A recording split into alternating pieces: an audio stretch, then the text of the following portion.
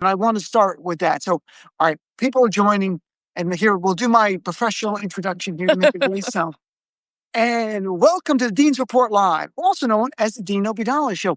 And who is with us? Someone who needs no introduction. It's our friend, award-winning journalist Joy Reid. She has her Substack right here. She has the Joy Reid Show on YouTube, which obviously I really recommend, and I've been on it. And it's so nice, Joy, to see you again, my friend. Thank you for joining us. It's always good to be with you, Dean, my friend. It's always good to actually get to see you instead of just texting you. This is better. So, look, there's something about you that I've always admired, and that is you speak bluntly. When you were in corporate media, you didn't do the corporate media bullshit. It wasn't the both sides of bullshit. Here, fascism, I used to say it on your show, and you would say it.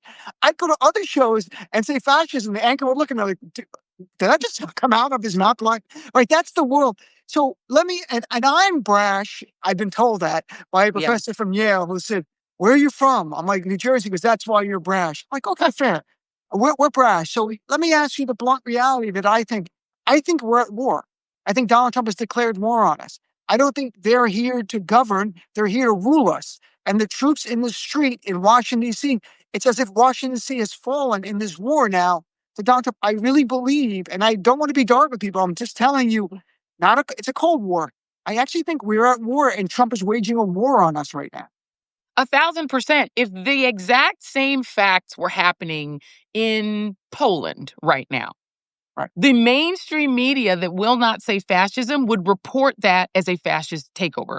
Everything that you're seeing happening here, pick it up and put it in Germany, put it in Italy. Troops in the streets, specifically harassing only people of color, harassing only the outgroup, going up to random Black and brown people and demanding to see their identification as if this is apartheid South Africa in 1980, which is exactly what apartheid was. An authority comes up to you and demands to see your papers. That's apartheid. Right? If this were happening in any other country, we would report it as a fascist takeover, as a military coup. What you're seeing is the coup that began on January 6th when civilian armed people ransacked the Capitol, armed, and attempted to prevent the peaceful transfer of power. That coup never ended because just like the Civil War, it was never punished. And so since those unpunished insurrectionists were allowed to go back into the population. Then they got a pardon, including the most violent ones who attacked police officers. Then they got essentially an incentive to turn around and join the official Gestapo, aka ICE. Mm-hmm. They're telling any able-bodied, particularly white man, no matter what your background is, whether you're violent, doesn't matter. You can just have this badge, no training, no understanding of the Constitution, and you get to beat up, pick up, and kidnap any brown person you see on the street. And Tom Homan admitted, and they've now admitted in court, that it can be based on the language they're speaking or their race. So now what we have is a literal apartheid system that's been imposed by a military dictatorship. If this was in a novel, you'd call it The Handmaid's Tale, because you combine that with the suppression of women's rights, the suppression of freedom of speech, the fact that you can be incarcerated. We just interviewed on the Joy Reid Show Mahmoud Khalil, who was literally incarcerated with no charges filed for 103 days for his beliefs. If that happened in another country, we would call it a fascist coup. It's now a military coup where the United States military is being put on the streets of any city with a Black mayor, only cities with Black mayors, and told, roust any brown or Black person you see, harass them, detain them, throw them in a van. I don't know how it could be more clear. I know. And what are we seeing from corporate media? We hear them talk about, well, Democrats, you don't want to seem soft on crime. So do you really want to push back on the statistics? And what they're not talking about is, does anyone listening think Donald Trump cares about the Democrats in Washington, D.C.? It's not like it's like, oh, those poor Democrats, there's crime there. I'm going to send the National Guard to protect them. Donald Trump said in July he hates Democrats. Literally, I hate Democrats. This is not here to protect us. It's here to oppress us. That's why, and that's the test case. And how corporate media, Joy, can you share anything? You used to be in the corporate media world. What goes on? Because They're all saying the same thing. Soft on crime. You don't want to be soft on crime. This is soft on authoritarianism. That's what the corporate media is doing. You're soft on fascism. He doesn't care about us. It's not about crime. It's about control. And I don't get what's wrong with corporate media.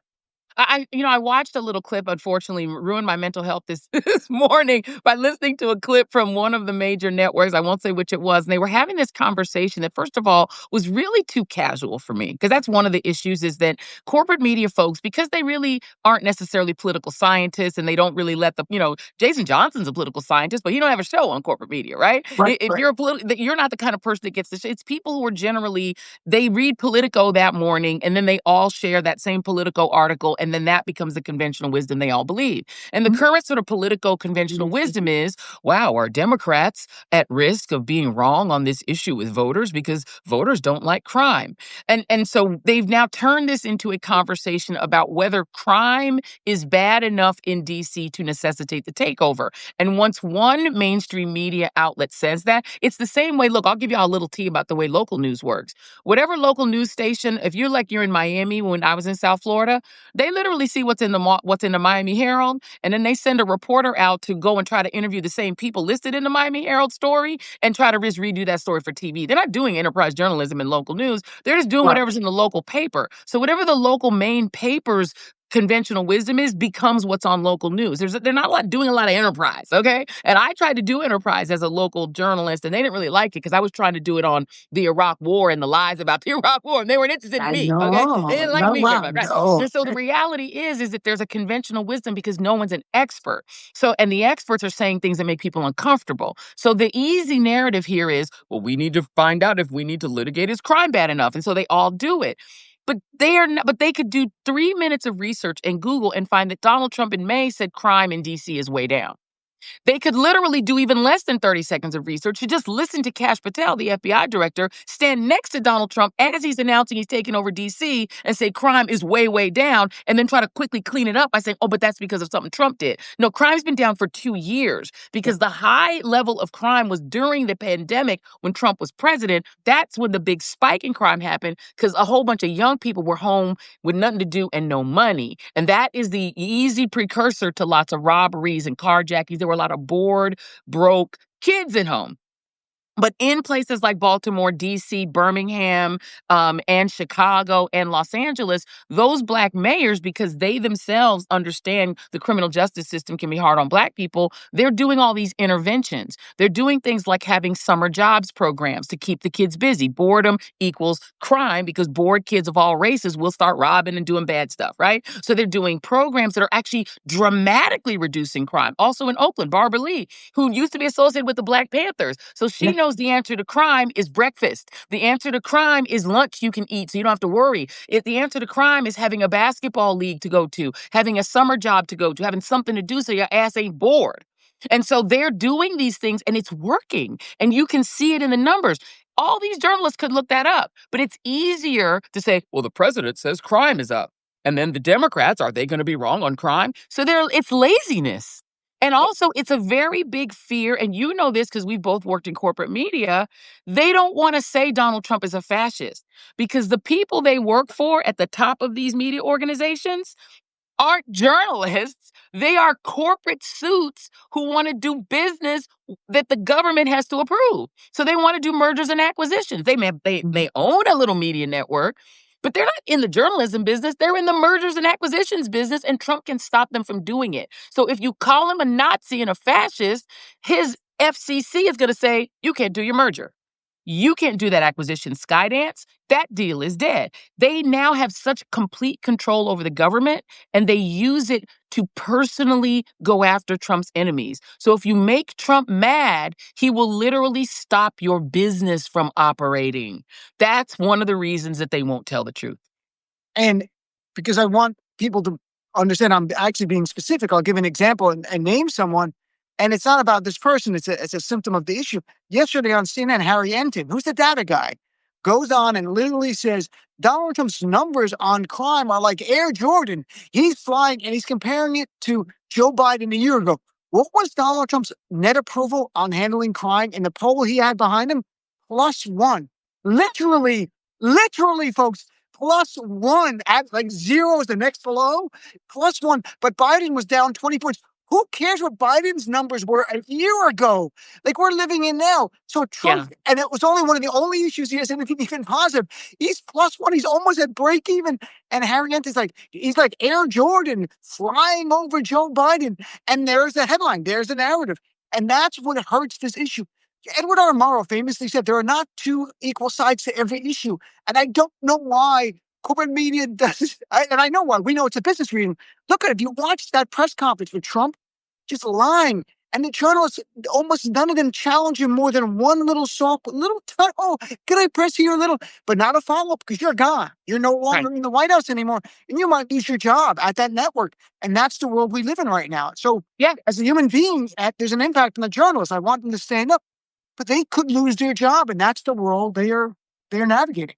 They're looking at me. They're looking at Jim Acosta. They're looking at Don Lemon. They see what happened to, what's the gentleman's name that did CBS just lost because he posted about Stephen Miller being a fascist. They see what happens to us, and that is a chilling message to any journalist with a mortgage and any journalist with some kids in private school, and they want to pay their tuition. At the end of the day, they're not willing to sacrifice their job security to say Donald Trump is a fascist, even though Donald Trump is a fascist, and that's why they're afraid of him. Literally, the reason they can't say he's a fascist is because he's a fascist, and they know that the punishment for personally annoying him is what happened to Stephen Colbert. He can't take a joke, so Stephen Colbert's got to go. I promise you, Saturday Night Live, they've already had Fallon hosted Gutfield, who there's no reason for Gutfield to be on Fallon, except they're all trying to take the knee and do things that'll make Trump happy. They're like, oh, don't worry, we'll get rid of PBS and we'll put in the fake thing from Prager University, which is not a university. We'll tell children slavery was okay. We promise, Mr. President. We'll change the Smithsonian, Mr. President, and say slavery was great and the blacks loved it and it was full of employment, Mr. President. What more can we do, Mr. President? Can we give you $1 billion, Mr. President? Would you like $2 billion? They're all jumping. They're falling to their knees like bowling pins. Because they're all like, but Mr. President, will you please let us do our mergers and acquisitions? And let me tell you why this doesn't work. D.C., I just interviewed on this State of the People. We did State of the People Power Tour, which I don't know if you all are aware of it. We did this whole tour starting in February to try to alert Black communities specifically that y'all, we're going to be targeted. Because a lot of Black folks were like, sorry, white people failed us. They wouldn't vote for the Black woman president. So y'all are on your own. F off is what a lot of Black people are saying to white America. You deal with it. You go protest. We ain't with y'all.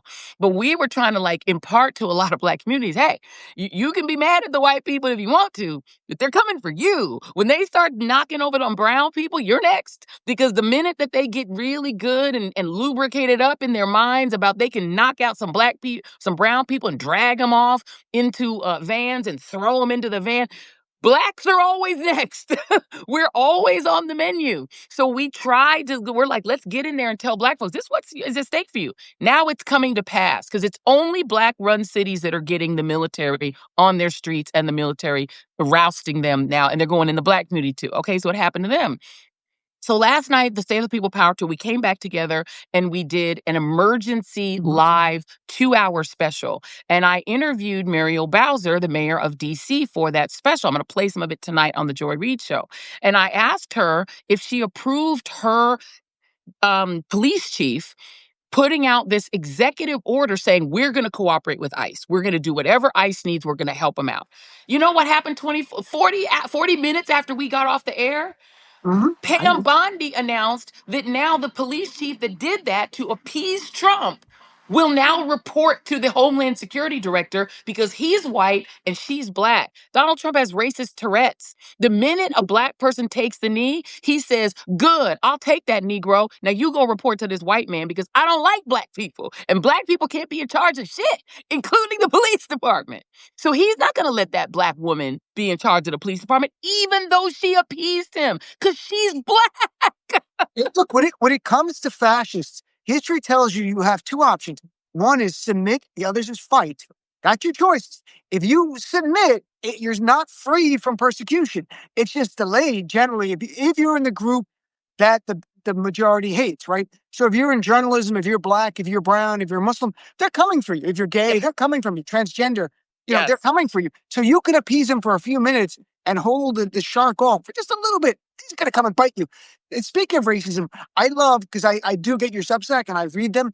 You talked about the gerrymandering Texas, the racist component where corporate media ignored. The Texas Democrats were raising it in interviews and on corporate media, and no one wanted to talk about it. But you raise it because the truth is, white people are 39% of the voting population in Texas.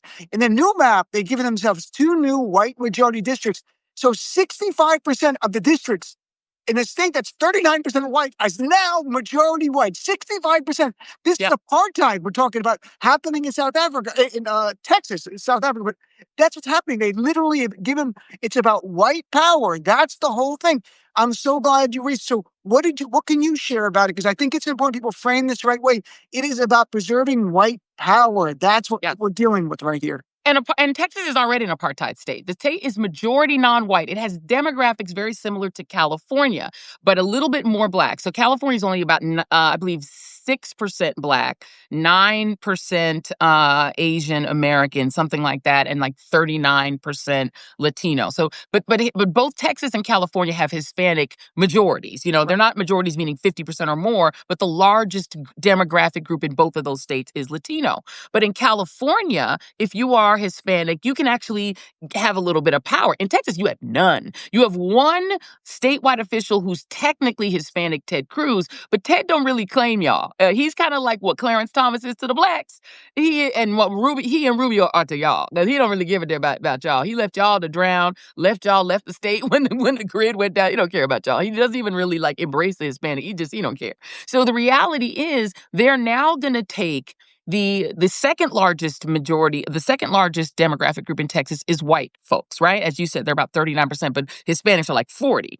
Yep. But what they're doing is they're going to try to give them like 70% of the congressional seats. They're going to throw off a couple to Hispanics because they think Hispanics are trending Trump's way. But the blacks, the largest number of black people in America is not Mississippi, it's Texas. They have 4.3 million African Americans. That's like 4 Alabamas worth of black people. That's like 3 Mississippi's worth of black people. It's the most blacks in America. Those 4.3 million blacks in the new map will be represented by 2 members of Congress. 2. Right now, they only have 4. But again, in Houston and Dallas, those are where the black people are concentrated. They really don't live all over the state. If you look at the map of Texas, it's massive. But there are 2 tiny little blue dots where the blacks are. Houston and Dallas, those 2 counties that encompass those 2.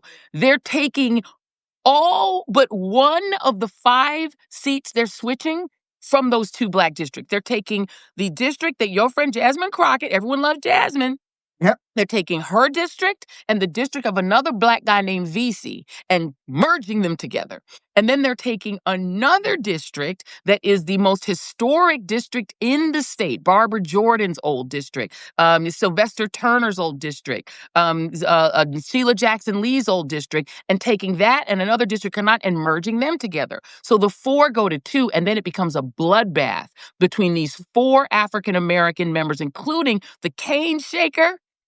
He also is one of the ones who's going to get deaded in those. They're going to make him go up against another one, right? Al Green. So they're taking all of these major, like, powerhouse Democrats and making them all food fight for 2 seats. Then they're taking a Hispanic district Cuellar is in, and making 2 Hispanics fight it out for that seat. So they're literally saying black and brown people, according to the current Justice Department, were given too much power by the Texas Republican legislature. That somehow the Texas Republicans disenfranchised white Texans by giving black and brown people too many seats. And let me just tell y'all how super racist it is. And not all the Democrats have been saying this. 3 black Democrats have said this out of all the Democrats. It is Al Green, who came out and said, y'all don't want to say racism because y'all get uncomfortable. It's Jasmine Crockett, who said this is racist. And it's one state senator named State Representative Jolanda Jones. She's a state rep. She's an attorney. And she went viral for saying, I'm a lawyer. And I'm telling you that not only is this super racial gerrymandering, but if you don't say it's racial gerrymandering and call it what it is, y'all about to lose this Supreme Court case. This will go to the Supreme Court. And John Roberts is just waiting to go up against these white Democrats who are saying, this is a political gerrymander. You're trying to take seats from us to take away our right to health care. You're trying to take our right to hold you accountable in the Congress. It's political. The minute you say that, John Roberts is going to go, gotcha. Gotcha. The only time John Roberts has ever ruled to stop gerrymandering is when it's racial. Right. Louisiana just got held up. The only reason that happened is because it was clearly racial. These damn Democrats got on their damn website that it's political.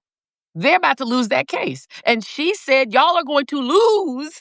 And then you got other Democrats going, I guess it's time for us to go back. We won the messaging war. No, it isn't. You have to stay out. Because if you give them a quorum, y'all, they're going to pass the maps. And they're only doing this. They're saying they're going to get Clyburn's seat in South Carolina, Black. They're going to go to Missouri, take a Black seat there. They're only going after mostly Black seats. Do y'all not see that this is racist? Of course, it's the white supremacist Hunger Games. That's what they're doing. They're like, let's pit people of color against each other. I had Kendall Scudder on my show, the Democratic state chair, who's a white guy who called it racial gerrymandering as well. Because yes, partisan gerrymandering, the Supreme Court will not interfere. They've already put those cases off. Racial gerrymandering is where the Voting Rights Act still gets implicated. They're trying to end the Voting Rights Act. This entire administration's goal is to take us before 1964, the Civil Rights Act, before the 1965 Voting Rights Act. We are seeing it issue after issue. They've already taken us before Roe v. Wade. So this is we're going back to a Jim Crow time that will affect not just Black people, but primarily Black people, brown people as well. Anyone who's not white and right. And they're not right in the real sense of it. Last thing I want to touch on. And by the way, can I just say, there is a significance to Elon Musk becoming Donald Trump's boss.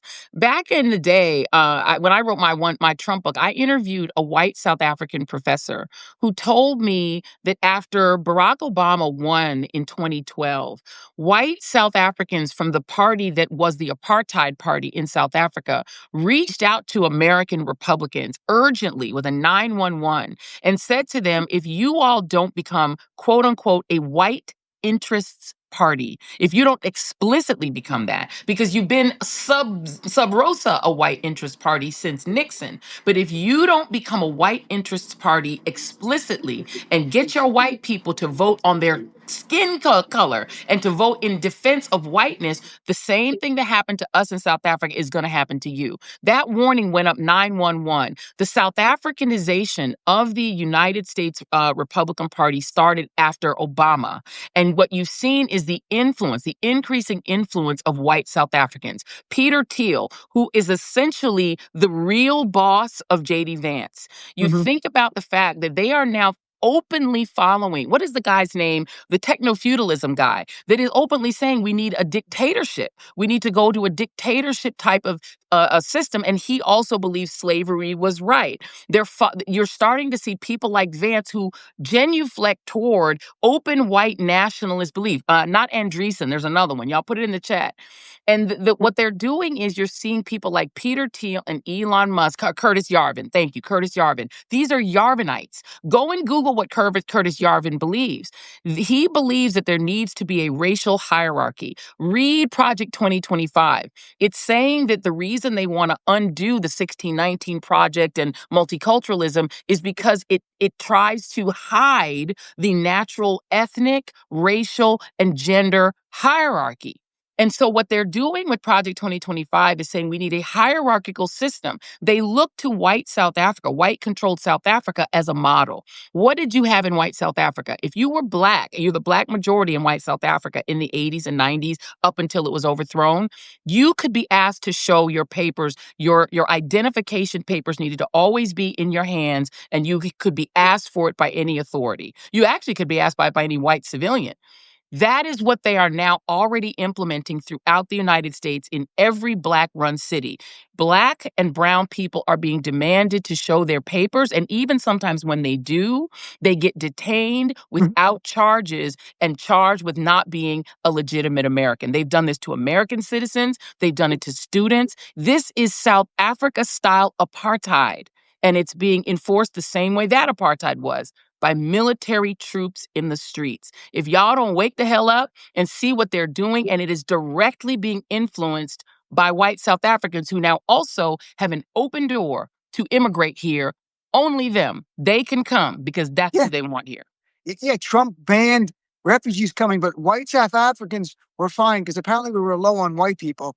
It was like, let's Yes. import some white people. No No, but they tariff on are white low on white people. people. But wait a minute, you're joking, Dean, because you're hilarious, but it's true. Look, I know. the reality is there have been, y'all need to go back and read some of the things the right were saying about birth rates. They used to say it on MSNBC. MSNBC used to have right-wing shows and left-wing shows. And Oh, I yeah. will never forget, there's a guy who ended up going to Fox later who literally did a segment on the fact that white women weren't having enough kids. You've heard J.D. Vance scream about the low birth rates. They're obsessed with it. Elon Musk screaming about birth rates. They're not talking about birth rates about people like me. I made 3 humans. They're mad about it. I keep making black people. I'm unmixed African. They're like, no, not you, Joy. Stop making babies. We need the white ladies to make babies. Go home, stop working, get out of the workforce. They are paranoid about birth rates. Why? Because they don't think they have enough white people. They need more white Christians. Now they're screaming that white women, did you see? I think it wasn't one of these right wingers was like, the problem is white women in college are learning the message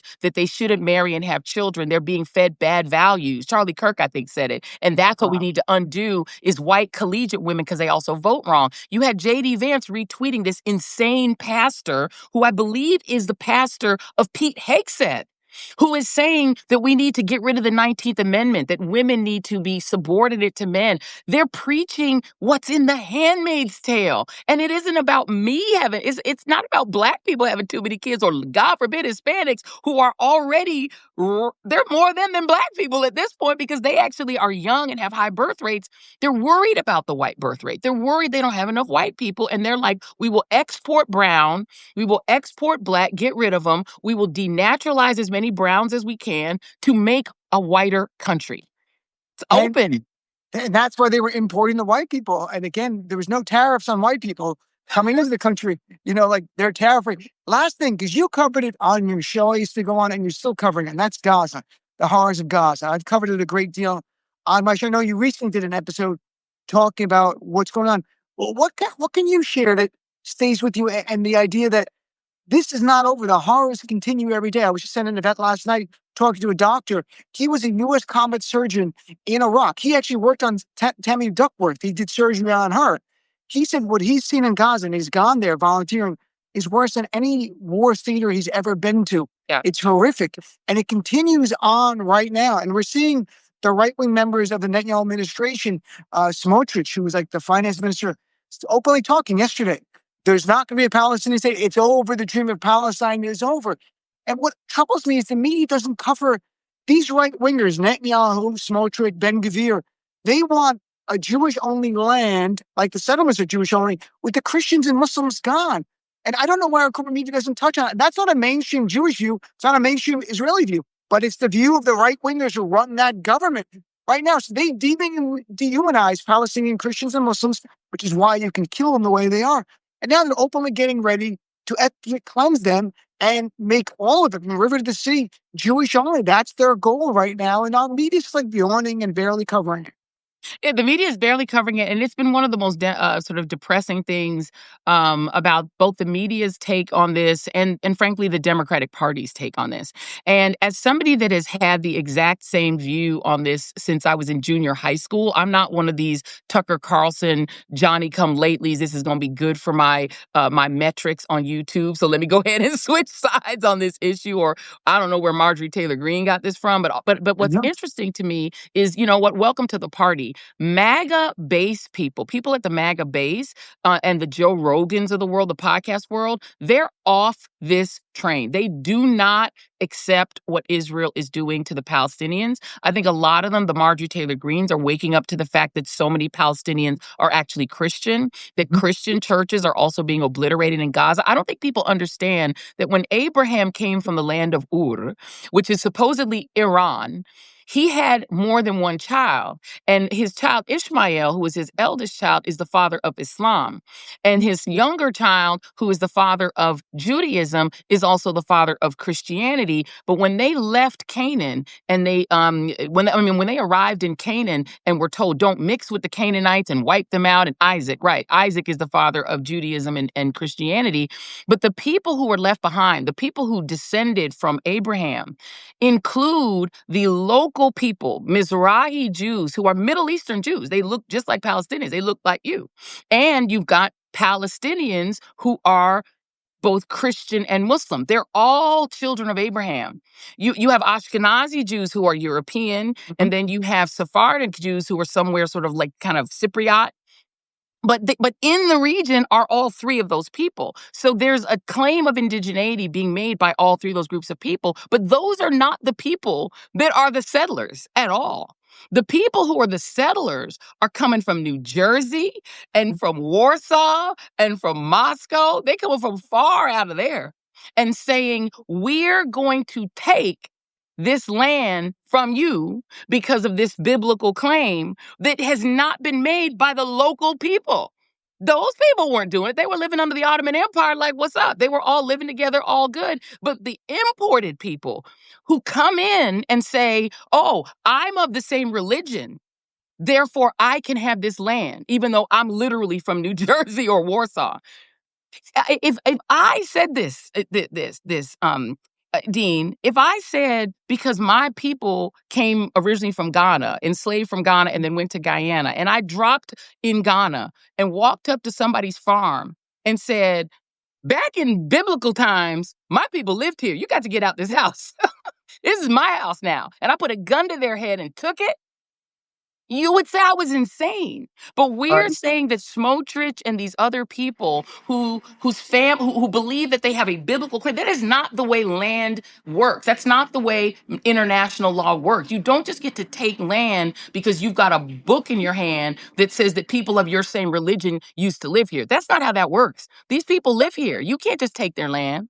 And so the reality is, I don't understand why this has been so hard for Democrats in the media to be honest about this, but I can tell you this, they've lost the base. The base of the Democratic Party thinks this is madness. Killing children and starving them is insane. We understand that Bibi Netanyahu is a war criminal. Smotrich is a war criminal. These people are criminals who want land. Don't put this on religion. This isn't about Judaism. Jewish people that I know are the most opposed to this. They oppose it more than anybody. The Jewish folks I know hate this more than almost anybody else because you're perverting their religion and twisting it into a giant land grab. You're literally anti-Semitic if you're saying that what Judaism is theft. What Judaism is claiming inheritance over other people's property. What Judaism is starving children. No, it's not. That goes against the very bases of Judaism. It is anti-Jewish to do this, but these people are disguising their greed for property in religion. And it is, to me, if I can use the word, it is a shanda on Judaism to claim that this is what Judaism is. I'm so tired of people trying to equate Zionism and this land taking with Judaism. It's not. The people who were original Zionists were atheists. They were not religious. That is a secular state that is doing wrong and doing evil, and they should be opposed. And the Democrats need to stop funding them, stop supporting them, stop speaking up for them. They don't care about the hostages either. So throwing that hostage line in there, Bibi Netanyahu don't care about those people. No. We need to stop this bombing and starving of these people in Gaza and stop this theft in the West Bank. It is colonialism. It is wrong. And I don't care how you try to explain it. They're having apartheid over there. It's wrong. And I don't care what you say and how much the mainstream media hates saying it. It's wrong. And y'all know it's wrong. Yeah, and before we wrap up, I'll just say on a personal level, I mean, decades ago, my grandmother's land in the West Bank was taken because she was the wrong religion in the wrong place. That was the way the settlers view it. And now my family's been there for generations in Batir, a small town outside of Bethlehem. The settlers are now trying to drive them from their land and their neighbors because they're emboldened by Netanyahu and Mike Huckabee. And Trump, who doesn't really care, but Huckabee cares a lot, and Marco Rubio cares. And now they're trying to colonize their land right in real time in 2025. They've driven 30 to 40,000 Palestinians off their land in the West Bank. We're not doing anything wrong. They're just living their lives. They're just viewed as inferior by the religious supremacists. And I think it's important that we understand what white supremacy is Yes. The ones on the right in Israel are Jewish supremacists. It's supremacy. So the rest of us, if you're Christian or Muslim or anything else that's not their faith, you're inferior.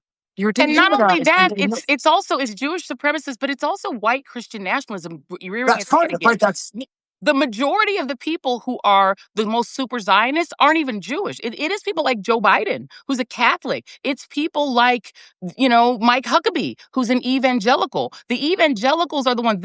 There's a thing called the Esther Project, which we just had the folks on from it. We're going to have them on again.